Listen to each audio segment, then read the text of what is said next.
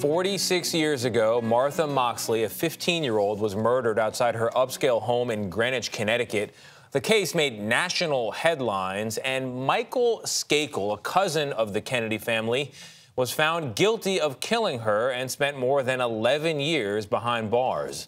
But in 2013, his conviction was overturned. Now, Moxley's childhood friends are speaking out for the very first time. They tell our Erin Moriarty what they think happened for this week's 48 Hours. On Halloween in 1975 in Greenwich, Connecticut, 15-year-old Martha Moxley was found beaten to death with a golf club. Martha's childhood friends, Richard Burns and Tori Holland. After she was murdered, everything had changed. You have no sense of peace.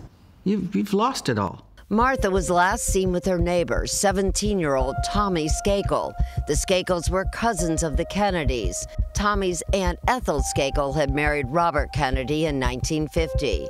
The Skakels were also one of the wealthiest families in the country. Yeah, that's a famous family. They just had a lot more attitude about, they could do anything. While Tommy was an early suspect, he had an alibi. Years went by. Martha's murder became a cold case.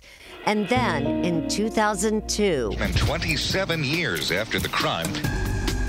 Mr. Skakel, do you have anything to say? Kennedy cousin Michael Skakel convicted in the murder of Martha Moxley. Tommy's younger brother, Michael Skakel, was convicted for Martha's murder. Prosecutors concluded that Michael was jealous of his brother Tommy's budding romance with Martha. But shortly after Michael was convicted, Robert Kennedy Jr. told us his cousin had nothing to do with the murder. I know Michael Skakel, and I know he didn't commit the crime. The evidence is much stronger in suggesting that other people may have committed the crime. Michael Skakel spent almost 12 years in prison until his conviction was overturned on appeal. And Kennedy says evidence pointing to the real killers can be found in Martha Moxley's own diary. Ooh, and Erin Moriarty joins us now. Erin, we just ended on the diary. What do we think is in this diary? Well, I mean, we took a close look at this diary. Like all 15-year-olds, she kept track of all the guys that she would see. And investigators do believe that she knew her killer.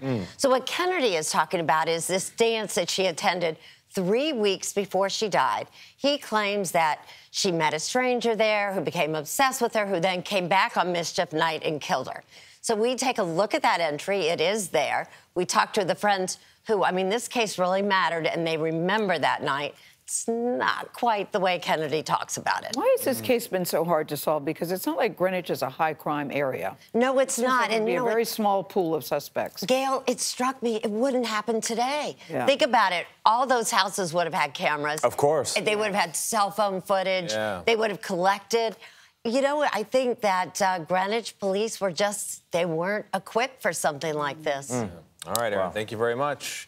You can watch Erin's full report, The Diary of Martha Moxley, tomorrow night on 48 Hours, 10, 9 Central, right here on CBS.